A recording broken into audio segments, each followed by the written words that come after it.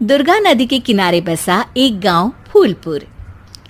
गांव में कुछ 100-150 लोग रहते थे। अंजलि, जो कि पास ही के जिले में रहती थी और 12वीं पास कर चुकी थी, उसके पिताजी ने बेटी को जल्दी विदा करने के लिए उसकी शादी फूलपुर गांव के मुकेश से करवा दी थी। मुकेश कभी स्कूल नहीं गया था और इस कारण वो पढ़ा लिखा नहीं था और बाकी गांव वालों की हालत भी मुकेश जैसी ही थी। मुकेश के घर में उसके माता पिता भी रहते थे। सासू माँ, मैं बाहर मंदिर तक जा रही हूँ, आधे घंटे में आ जाऊंगी। अरे अभी कहीं जाने की जरूरत नहीं है, चुपचाप जाके रसोई में रात के खाने की तैयारी करो। और ये घूंघट क्यों हटा लिया है तुमने? क्या पता नहीं कि इस गांव में औरतें बिना घूंघट के नहीं रहती? रात में अंजलि छत पर जाकर अपनी मम्मी से बात कर रही होती है। तभी गांव की 3-4 औरतें उसे देख लेती है और दरवाजे पर आकर उसकी सास से शिकायत करने लगती है। और क्या हुआ? अरे छत पे तो देखो, आपकी बहू मटक मटक के किसी से फोन पर बात कर रही है। दिन भर फोन पे लगी रहती है। अरे कल तो मंदिर के पास वो क्या कहते हैं, सेल्फी ले रही थी।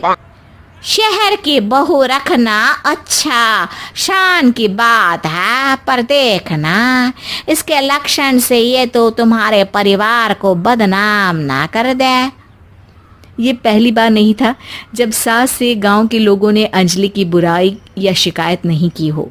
अब तो ये रोज की बात थी। अंजलि ये सब सुन लेती है। जब वो नीचे जाती है तो मुकेश भी वहां आ जाता है।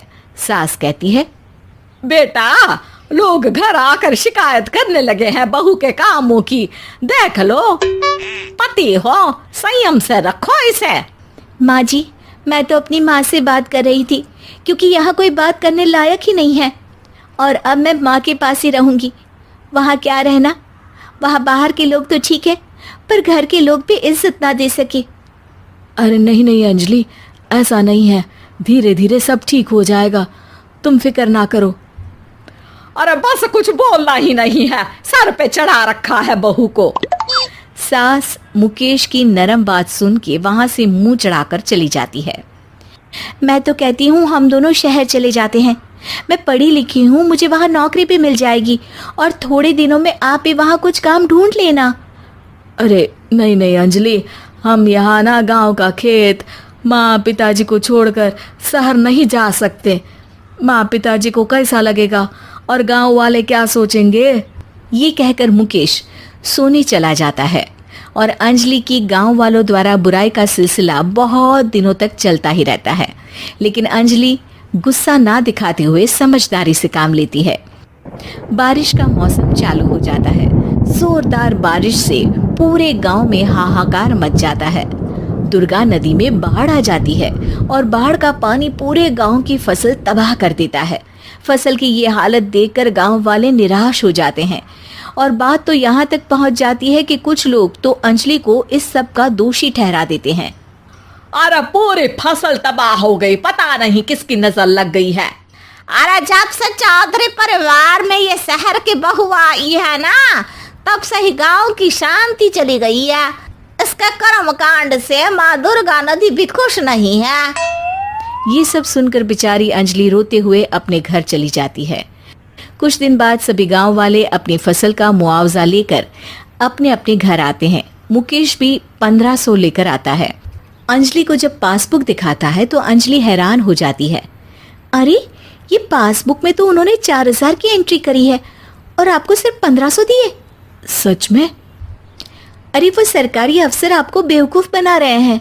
सरकार की तरफ से हमें 4000 मिले हैं लेकिन बाकी का सारा पैसा खुद ही खा रहे हैं। आप लोग के अनपढ़ होने का फायदा उठा रहे हैं। ये सब सुनकर मुकेश परेशान हो जाता है लेकिन अंजलि उसे हिम्मत से काम लेने को कहती है और सुबह होते ही मुकेश को पंचायत कार्यालय ले जाती है और साथ में गांव के और लोगों को भी। आप सरकारी बाबू क्या गांव के लोगों को बेवकूफ समझते हैं?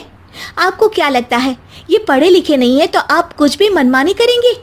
ये बेचारे दिन रात इतनी मेहनत करते हैं, ये हमारे अन्नदाता हैं और आप इनके साथ ऐसा धोखा करते हैं। अरे क्या बके जा रही है ये लड़की, किस धोखे की बात कर रही है?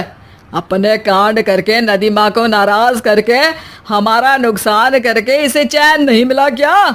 सरपंच जी, इन सरकारी बाबू ने मुझे बेवकूफ बनाया है और मेरे हिस्से के पैसे खुद चट कर गए। बस ये सुनते ही सरपंच वहां से दुम दबाकर भाग जाता है। पता चलता है कि जनपद अधिकारियों ने गांव के सरपंच के साथ मिलकर सबके साथ धोखा किया है। सब लोगों का विरोध शुरू हो जाता है और आखिर में अधिकारी सब गांव वालों के हिस्सों के बचे हुए पैसे उन्हें लौटा देते हैं और कई दिन तक सरपंच गांव में लौटता ही नहीं। अंजलि, तुम नहीं होती तो हम गांव वालों को तो पता ही नहीं चलता कि ये हमें हर बार बेवकूफ बनाते हैं। हाँ हाँ अंजलि बेटी, हमें माफ कर दो। हम सब तुम्हें बुरा भला कहते रहे, लेकिन तुमने ही आज हमें बेवकूफ बनाने से बचाया है। हमें तुम पर गर्व है बेटी। अब समझ आया कि सरपंच तुमसे नहीं, तुम्हारे पढ़े लिखे होने से नफरत करता था। क्यों ना इस बार हम अंजलि को ही सरपंच पद के लिए चुन ले? क्या कहते हो गांव वालों? पढ़ी लिखी सरपंच।